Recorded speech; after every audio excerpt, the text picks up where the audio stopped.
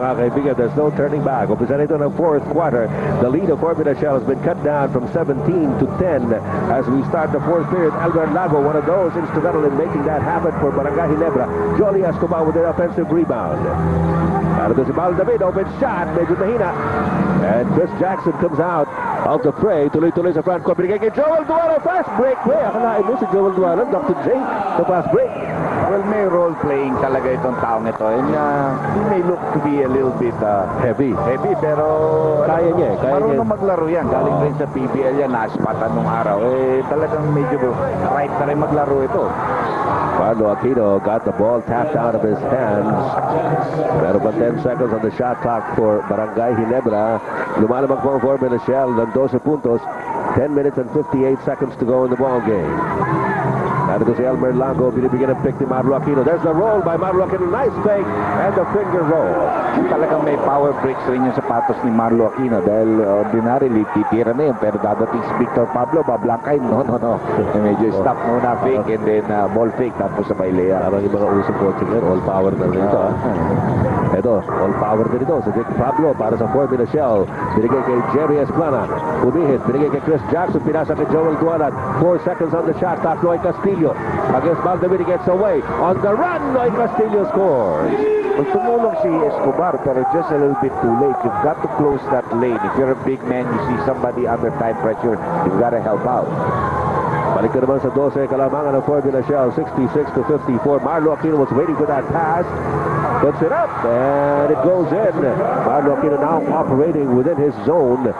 At dyan po mahirap-hirap talagang bantayan yan. At tinidiin niya talaga yung kanyang balikat kay Chris Jackson bago niya pilitan. No? Pero hindi yung na parang tinutulak. Hindi. Yung pwersa naman. Natural movement. There's a lot of pushing in those baseline exchanges ng Formula Shell. Narito si Noy Castillo. Castillo drives, takes it out. Vic Pablo! Yes! He's been hitting that shot from all over the court. And that beat the 24-second buzzer. So you can just imagine how big that shot was for Formula Shell.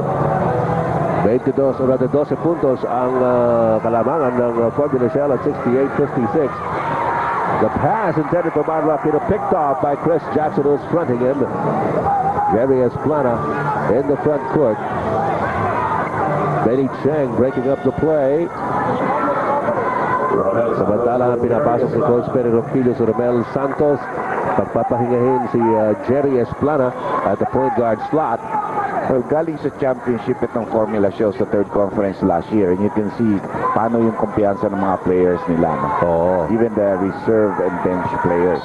May composure na pinapakita, nilalarawan itong mga manlalaro ng Formula Shell. Samantala, may foul on Jolly Escobar. Siya nga pala, Dr. J, Mayo 14 ngayon. Birthday na isang kaibigan natin.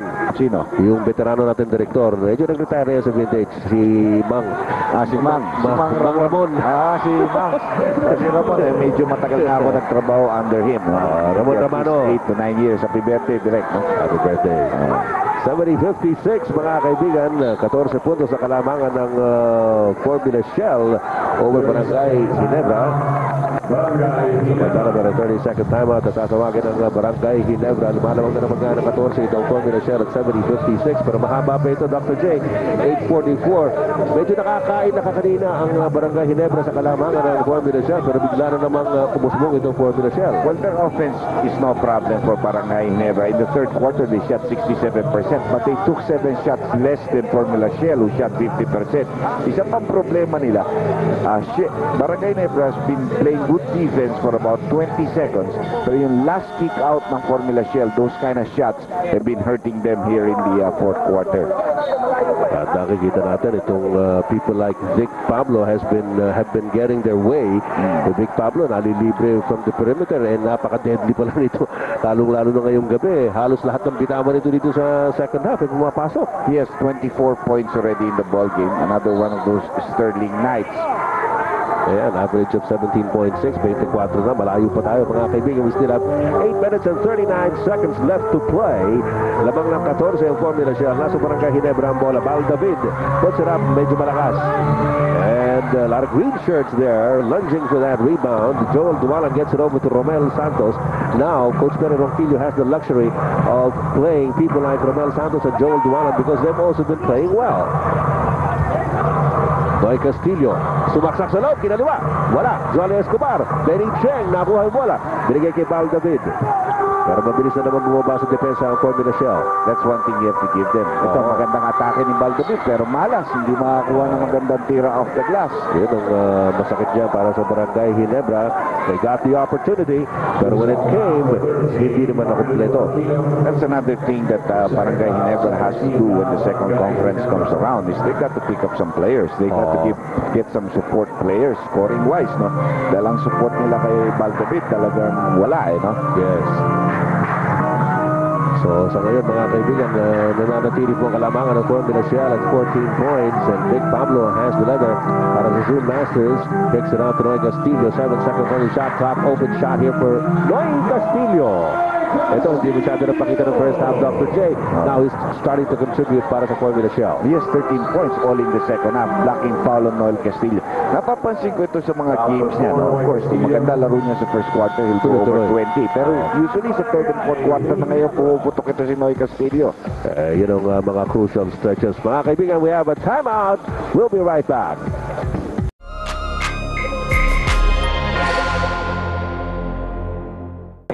Yung strongman.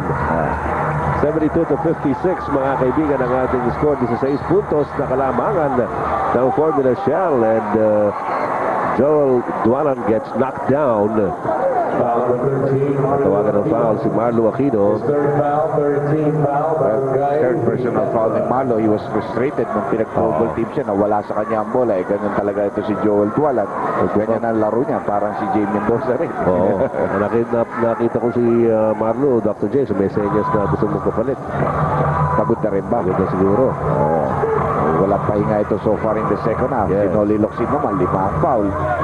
Alam kay Dick, by the way, is in the ball game. That's right. Vic Pablo, nalabas kay Chris Jackson. After Romel Santos, Joel Dualan underneath. Si Alan Katie ka nagbabantay sa kanya. Kaya Joel Dualan decided to take it real strong. Picked up a foul from Alan Katie. At mukhang Coach Rino Salazar has been forced to send Noli Locsin to the officials table. Maaring para palitan si Marlo Aquino. His hand has been forced. Si Benny Cheng. Gusto na lumabas ni Marlo. Pero sorry, diyan ka muna. Hindi kita maalis pa dito. I need a bigger man inside. No? Umakma na si Marlo na lalabas pero si Benny Cheng pala ang pinalitan. Noli Locsin is in the game with 5 personal fouls. Joel Dualan misses both. So good foul given up by Alan Kaidik instead of giving him a layup underneath the basket.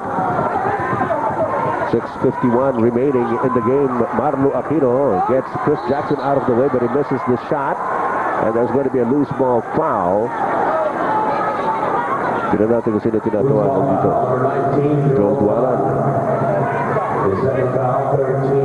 13 foul para sa Formula Shell. Second personal on Joel Dualan. Ginebra has 4 team fouls so far. 16-point lead pala ito para sa Formula Shell. No? Hindi talaga maibaba ng Barangay Ginebra. Hanggang 10 lang sila nakalapit dito.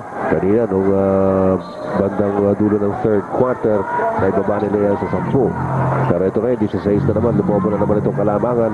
Marlo Aquino working against Chris Jackson. His pass deflected. Napulot ni Elmer Lago. There's Alan Kaidik from the corner. Medyo malakas. And look at Joel Dualan go. Para sa Chris Jackson.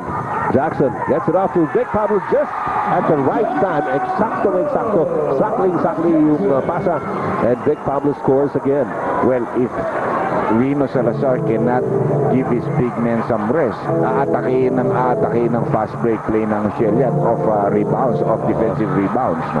Ito naman yan si Marlo Aquino. Nakukumahog. Reverse layup. Hindi pumasok. He gets it back. Yun ang finger roll ni Marlo Aquino. Kanina po, pinakamalaking kalamangan yung 18, pero nawasan yan with that layup by Marlo Aquino to 16 points once again at 74 to 58. Halfway mark na tayo dito ng fourth and final quarter. It's been Formula Shell for most of the game. Tignan natin, may foul na naman dito. Yes, nagkapundulan na naman doon sa loob. Alan Kaidik tatawagan ng foul, his third personal and the 15th foul on Barangay Ginebra. Tignan mo naman itong Formula Shell. Aalisin mo si Dualan. Lumaki pa lamang ninyo nung nandun siya. Ibabalik mo ngayon si Benji Paras. Pahingang-pahinga na, di ba? Totoo yan. Yan mga luxury na kay Coach Pererong Quillo sa gabing ito. Romel Santos, open! Nako! Ito pa isang ayan pa. shooter. PLDT long distance shot from Romel Santos at si Jerry Esplana. Medyo paisi-isi muna siya sa bench ngayon. Napakalaki kalamangan, 19 puntos po para sa Combination. Another turnover here for Barangay Ginebra. Wala na si Marlo. Parang ubus na ang gasolina rin ni Marlo. Remember, he had to extend himself for 2 very big games. Nagpapahinga yung Shell doon. Yes. Nagpupukpukan itong Barangay Ginebra at Mobilite. Habang nagkukumahog doon ng Barangay Ginebra, baka nakahiga pa ito sa mga kama nila. Naghihirapan kayo dyan, ha? Ito ngayon, si Noli Locsin. Locsin is double teamed. He looks for the open man. But Marlo Aquino is sluggishly trying to come into the front court. Ooh, nice pick. Alan Kaidik to Bal David from the corner. Off na off. So this game slowly slipping away from Barangay Ginebra. But remember, mga kaibigan, ito po ay best of 5 series dito sa ating semi-final round. Ang magwawagi rito, tutuloy sa championship against the winner of Alaska and Tanduay. Kanina nanalo ang Tanduay in their first game against Alaska. We have a timeout.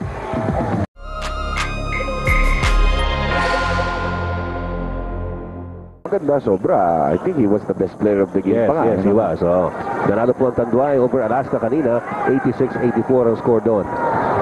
Dito po, medyo itong Barangay Ginebra will need a minor miracle to be able to come back into the fray, and they'll have to have that miracle start now. Albert Lago against Noy Castillo. Merong foul. Formula Shell is not yet in the penalty after shooting well. That point. That one came from downstairs, so sideline inbounds ito para sa Barangay Ginebra. Mahirap din talagang matchup ng Barangay Ginebra kontra dito sa Formula Shell. Yun ang problema nila. Shell really uses 3 big men and they're all good. Yung sa first side nila, they're all good. Yun ang talagang paglingit sa pagkukumoga ng Barangay Ginebra. Tapos meron pang coming off the bench na katulad ni Joel Dualan na napakaganda naman ng nilaro ngayon. Yes, 6 points in the ball game, couple of rebounds, stole the ball. A strong presence, presence on the hard court. Albert Lago got away but still could not get that ball to fall. Ito na pulot ni Bal David. Tsaka missing na rin kasi si Noli ngayong gabi dahil siyempre pagod na rin yung tsaka malakas talaga dumipensa. Kita mo yung double team yan against Noli.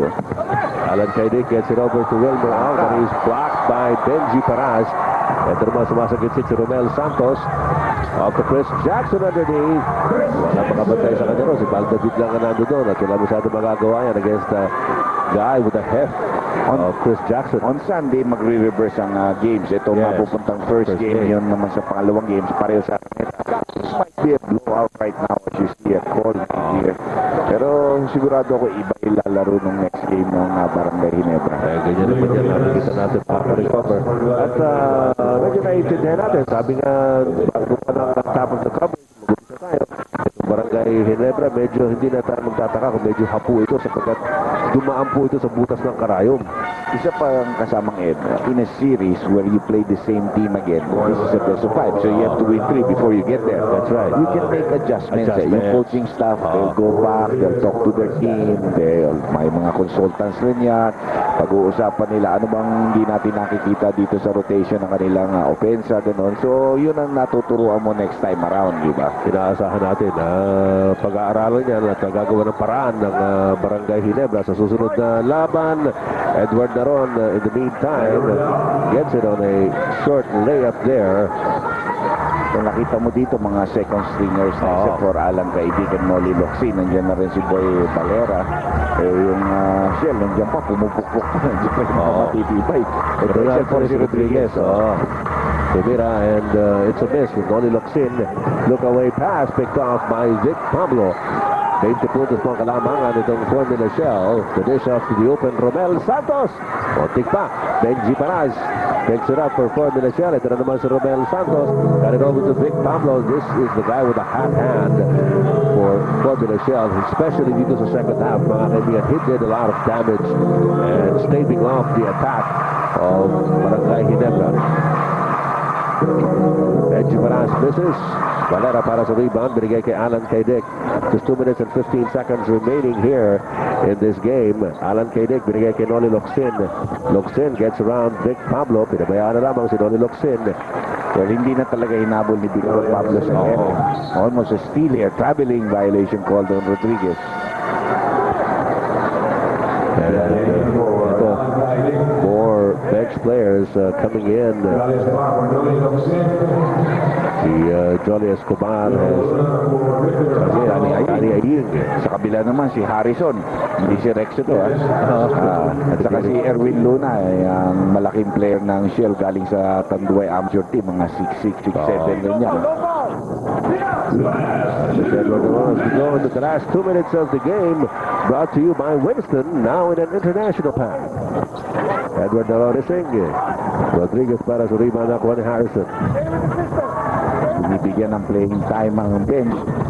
Siya very contented with the game, no? Uy, Harrison, traveling. Malayo gusto niya marating. Pero, nagle. Umobra mo. 1 minute and 40 seconds remaining dito po sa larong ito. Unang sagupaan po ng Barangay Ginebra at Formula Shell sa kanilang best of 5 series para po natin malaman kung sino papasok sa championship round dito po sa McDonald's PBA All-Filipino Cup. Boy Valera going up against Romel Santos. Rodriguez para sa rebound. Ito na po si Romel Santos. And after Rodriguez natapik. Nakabuha naman ni Danny Aying. Danny Aying, this is Cebuano rin niya, may tira rin sa labas yan. Kilala yan doon sa Cebu. Sa ating paalala mo rin, ating mga kaibigan dyan sa Kabisayan, lalong-lalo na yung malalapit sa Ormoc, no? Kaya sa mga line-line ng mga lungsod, sa Ormoc, ang PBA karong 26 sa Mayo. Championship ka na. So, ato ka dito magkita. Isa ng mga waray-waray na sa mga bungto. Sa Ormoc Super doon, Mayor Dodong Padilla ang ating host doon. Samantala, Erwin Luna. This is Harrison para sa loose ball. It goes out of bounds in favor of Barangay Ginebra. Well, gusto rin pakita ng PBA na hindi lang tayo sa mga regular games na pinibigay natin ng chances sa mga ating provincial kababayan, no? Si Aying, medyo yan, may pera sa labas yan. Meron rin saksak yan. So, the lead has been cut down to 14. Pupunta rin na PBA sa Bago City. So, I think on the third game, on Wednesday. Dito Wednesday. Darating na Miyerkules. It will be Formula Shell versus Barangay there. Tapos yung isang game dito, yung Alaska Tanduay, only on their third game. Yes. So, there definitely will be a third game. Yes. And I think that will be at the Phil Sports yata. So, double venue tayo sa darating na Miyerkules. Katulad ng ginawa natin dati. Sa Bustos at saka sa mga Tuliseo. Ito po, matapos po itong labanan ito. Pero meron pang out-of-bounds play. Walang ginawang tama kasi pinagbigyan na nga hindi maitala yung bola. Well, siguro medyo may gigil ng konti. He wants to prove himself. Konting hasa pa siguro at konting kumpiyansa. As a foul is now going to be called on Dennis Harrison. His first foul, 15, Formula Shell Super 9. Kaya po coaching staff ng Barangay Ginebra, they're resigned to their fate. Asawa ni Jolly at saka asawa ni Marlon nandun sa background. Ito si Edward Naron. Just waiting for the game clock to wind down before taking their last stand here. Edward Naron says, ako na. Ako ni Valera sa ilalim, and he has last say in this game. So, ang ating pong unang game sa best of 5 series between Formula Shell and Barangay Ginebra goes to the Formula Shell Super Unleaded Team 81 versus Barangay Ginebra 69.